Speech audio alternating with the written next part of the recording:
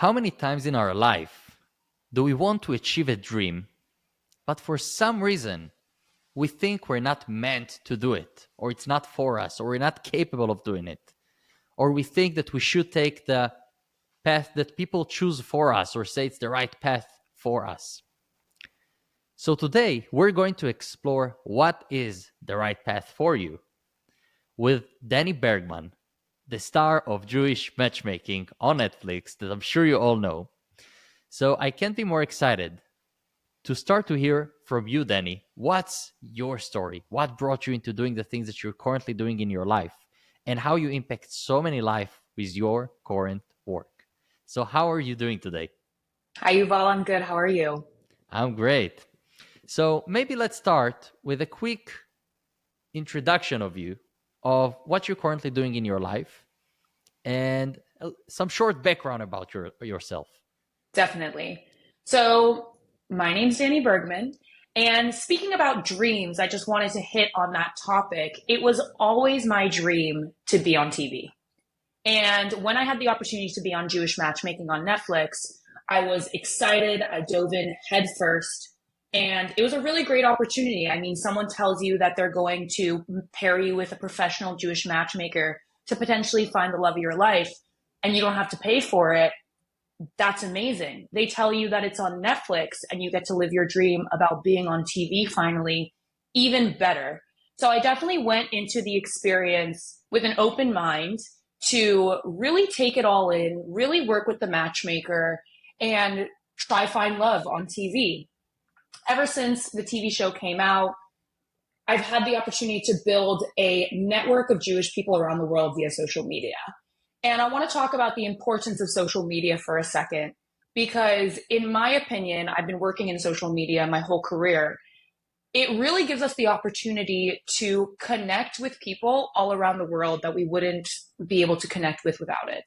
I'm able to talk to people in Israel, in Chicago, in South Africa, everywhere around the world because of this application on my phone. And it's amazing. And what I've done with it is when the TV show came out and I was able to get this platform, I basically wanted to throw a party. That's how it all started. And I wanted to do something fun. I wanted to do something unique. And I came up with the stoplight concept for my events.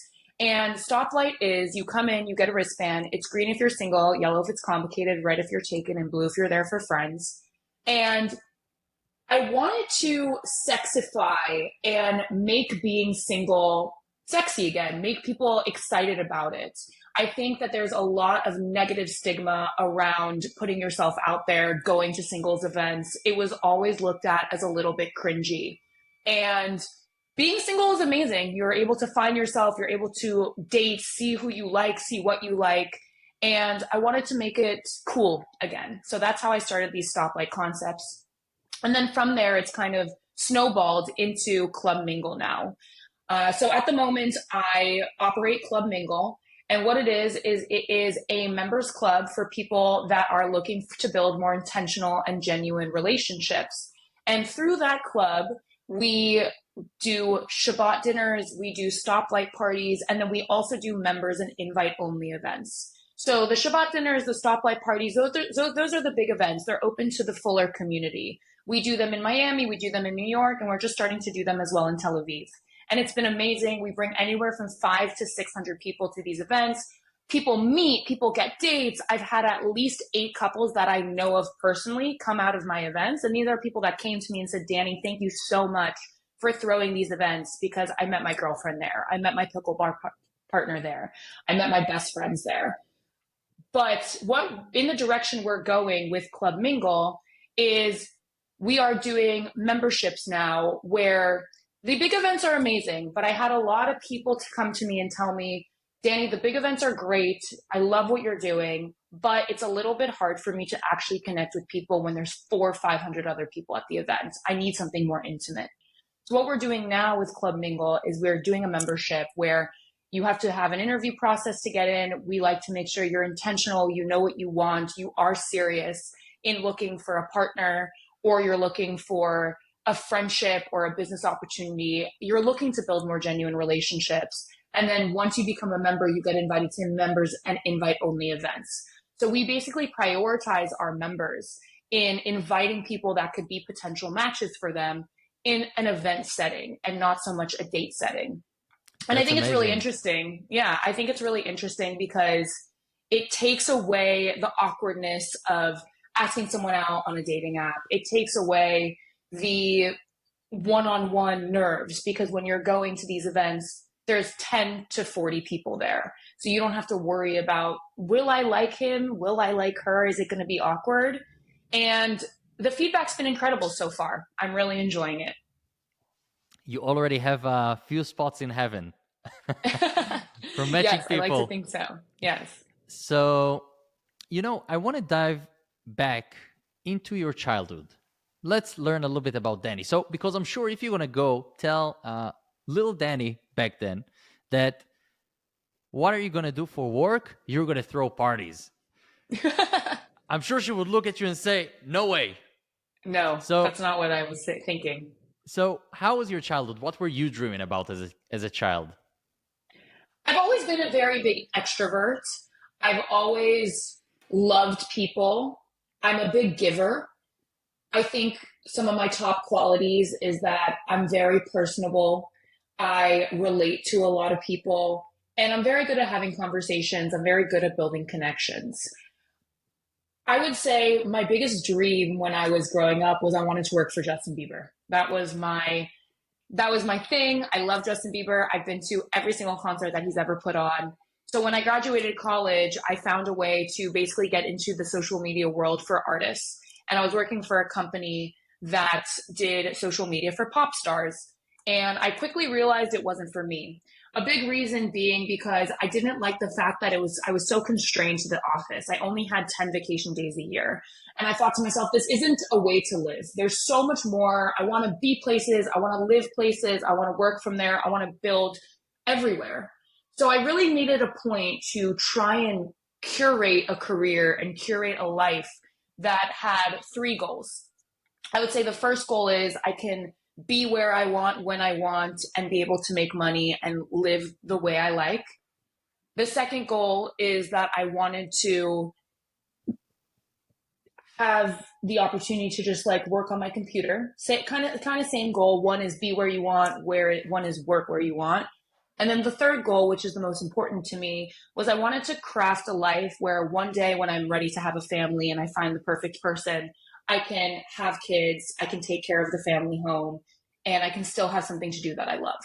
So I started delving into this world of social media, and I started a social media agency when I was 22 years old for restaurants and hospitality brands in Los Angeles, where I'm from. And I've been doing that pretty much my entire career. It's a big reason that I have a lot of the connections that I do for these events because I've been working with these restaurants. I know the owners, I know the people that work there. It's quite easy for me to go to them and say, listen, I can bring 500 people to your spot. Let's do something together. And so when the show came out and I got this opportunity to kind of shift career paths, I definitely took it. And it's something that I love doing. The connecting people and seeing people happy, seeing relationships built off of the things that I do is extremely rewarding. And, I go to all these events and people come up to me all the time and they say, thank you, Dani, so much for what you do. It's a mitzvah. And I'm proud of you. And that's what drives me. As a mental coach working with people, I love to discover what's their fears, hesitations, what's preventing them from becoming the person they want to become, and how to shift it and help them go through that path and live the person they were born to be. So I'm curious, during your path, have you ever had any hesitations, fears that you overcome? Yes. I think that anyone in the entrepreneurial world always has that fear of imposter syndrome. And what I've learned is that imposter syndrome is fake. You can do whatever you set your mind to. And it's just a matter of knowing your capabilities and acting on them. So I would say one of the biggest things that I was fearful of when I started throwing parties is, are people going to come? I can organize this massive party. I can put all this money into organizing a great event, but it's nothing unless the people come. And I remember the first event I threw, we had 300 people come, and solely on social media. That was before I had an email list. That was before I had the larger social media following that I do now. And every single event that I throw, I always go through that stress of, are people going to come? What do I have to do differently? What's going to make this unique?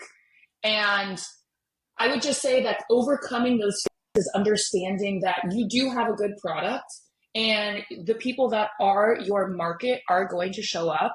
And it's a lot about the branding. It's a lot about the storytelling. I think that in building a brand, in building a company and a business, as I'm sure you know, Yuval, it's all about storytelling. People want to know what's going on behind the scenes. They want to know the person behind the brand. And that's really what I've allowed people into my life for.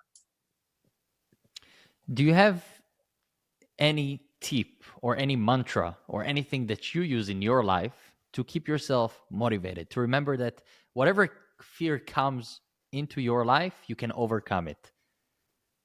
It's a good question. Or maybe a I don't thought. It have doesn't have to be a famous quote. It could be something that you do with yourself. a great question.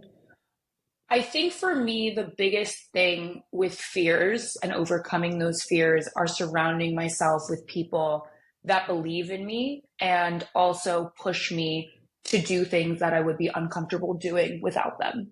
Um, Friends, business partners, mentors, people that I look up to. These are all people that when I'm having doubts and I'm feeling scared or nervous about a certain project that I'm working on, I can go to them and they'll tell me point blank what the problem is, why it is the way I'm feeling, and we'll talk, we'll brainstorm about what the best way to go about it is and why you think you can't do it, but why you actually can do it. And all of the people I surround myself with, I'm very lucky that they believe in me, they're proud of me, and they are there to watch me grow and succeed. And even if things fail, failure only pushes you further. So one of my business partners in my events, he always says to me, Dani, don't stress. It'll be okay. It'll all work out. And I think that's really what I live by. It'll all work out because whatever is meant to be will be. And it's been so far. That's true. That's definitely whatever we need to get into our life, we get. Whatever or not, it's not for us. So, Yeah, you talked about something very interesting and very important, building a community. There is a saying that we are the average of the 5 people we're hanging out with. So correct. so I'm not saying changing our friends, but I'm saying finding a community if you want to improve yourself in a certain skills, if you want to become better, if you want to build a business or do something specific, find people that are already doing it and connect with them because it would shift the mindset. So it's exactly what you're saying. So I can say from my personal life also, I'm very grateful for having my friends also from Israel and here in the US because we have a shared mindset, a shared um, vision for life. Yeah. Each one with their own, but the motivation of doing, creating, helping others grow. So finding the right people around you, it's actually making a big shift in our life. And I want the listeners to really pay attention to that thing because you said it, but I want them to remember that it is very important to create a community around you. And you're a master in Correct. creating community.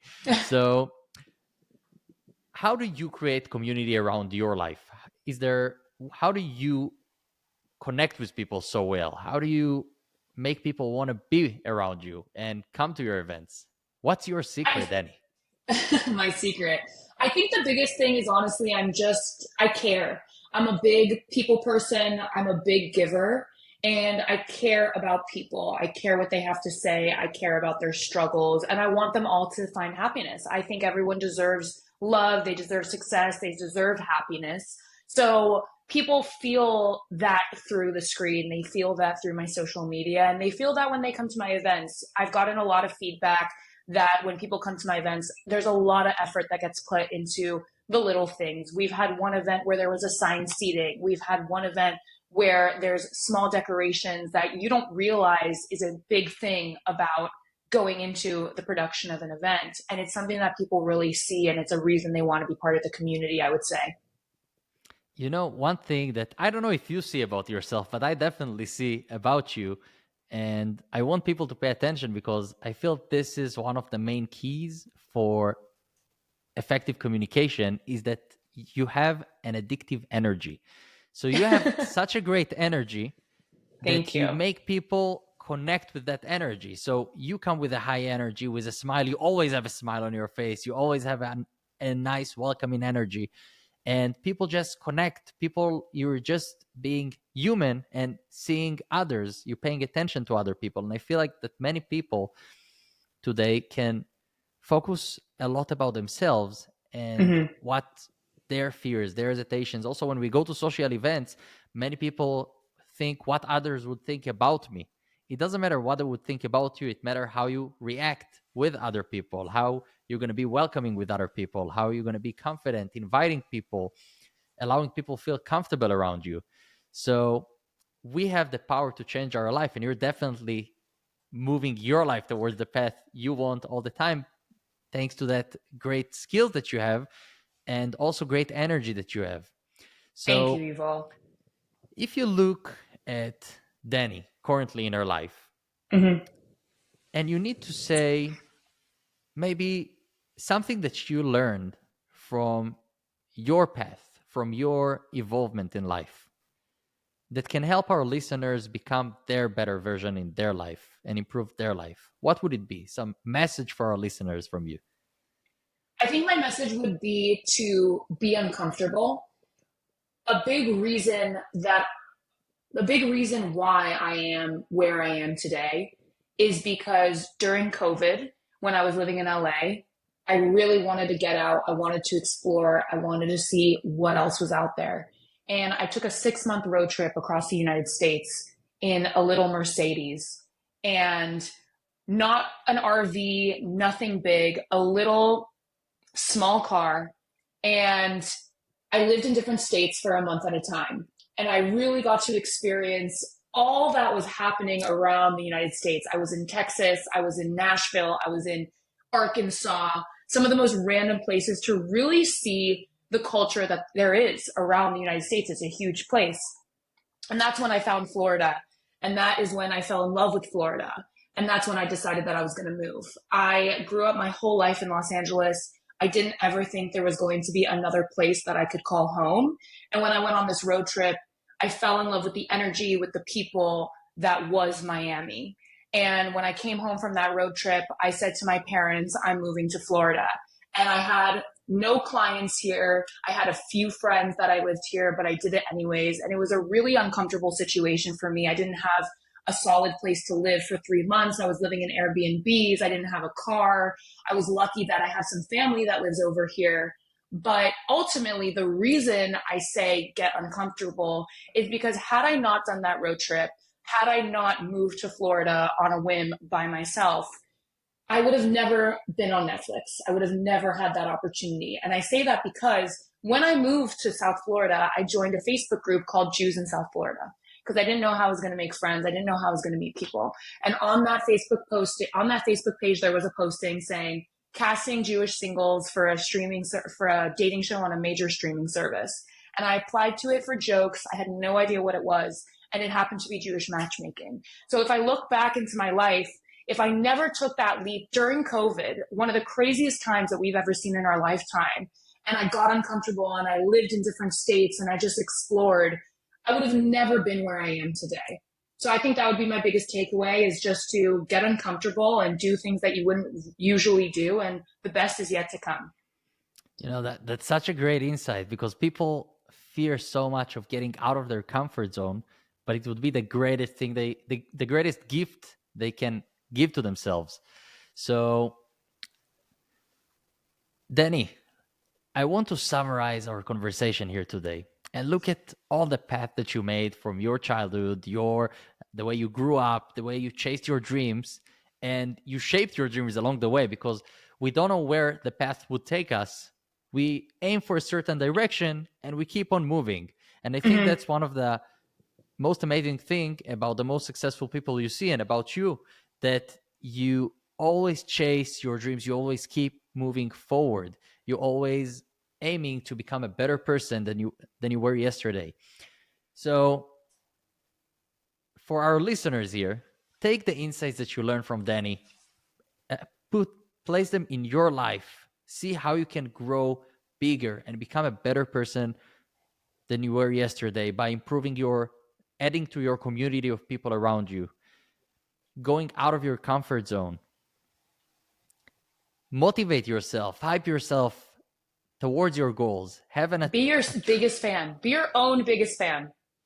Be your biggest fan. That's such a great thing. Definitely be your biggest fan. Have such a great energy that people cannot stand but joining you to this amazing journey that you take them. So, Danny, I want to thank you for being with us here today on the not the Netflix show, but the podcast show, Thank you, and Yuval. sharing your insights and your personal stories and inspiring all of us. Thank you, Yuval. It's been a pleasure. Thank you.